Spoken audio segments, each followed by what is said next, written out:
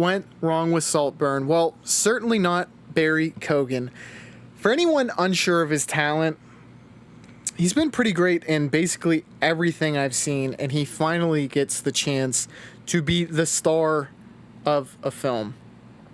He's the talk of the town, and that is very much to be expected because he has what the kids call a hog's leg, and it was on full display in this film because he flung his ding-ding around on screen and ad-libbed a scene where he he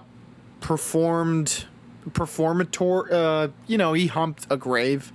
So people were talking about it, and he had the flesh-eating bacteria before filming, so he's all over the news. Keoghan put it all on the line for this film, and there was a lot of iffy scenes that he was basically central in, and quite honestly, none of those scenes had a negative impact on my viewing. And that might be the easy cope for a lot of people to say why they don't like this film. And honestly, a lot of people are going to avoid this film because of that. But I don't really... I try not to, as best I can, to judge films like that. For example, I avoided Brokeback Mountain for a really long time. I thought it was just... One, I wouldn't enjoy it because I thought it was just a film about homosexuality, if I'm being completely real. But while that is very important to the story, it's not the story. It impacts the story. And I think it's actually kind of similar with Saltburn. So if you can get over that fact, I think you actually have a very good movie to enjoy. And while, like I said, it's an easy target for criticism, the bizarre sexual behavior of Keoghan's character serves to show the lengths he's willing to go in this film. Where the film does stray and where it does go wrong, however, is the ending. The film does so well for the majority and gunks up the whole works at the end, just like Jacob Ellerly did in the bathtub scene. We're all on this journey that strongly insinuates Keoghan is the mastermind behind everything, and does so quite cheekily, if I might add, then does an impeccable job of taking that great work and diminishing all the subtlety by exposing things we already knew through their clever storytelling. So credit to them for the clever storytelling, but we were right there with you, man, or woman. We know Ellerty is likely poison, which this was something, and I'm not bragging, I did say I think it's the champagne. And I don't think that's something that is like everyone's going to deduce.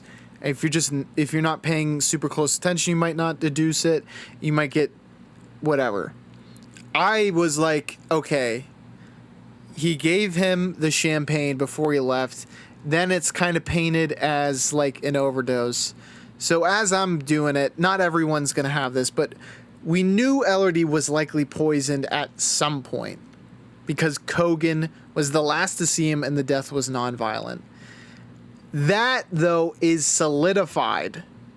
Okay, so maybe right afterwards, we're not sure if Keoghan did it, but him being the prime suspect is solidified when the sister dies.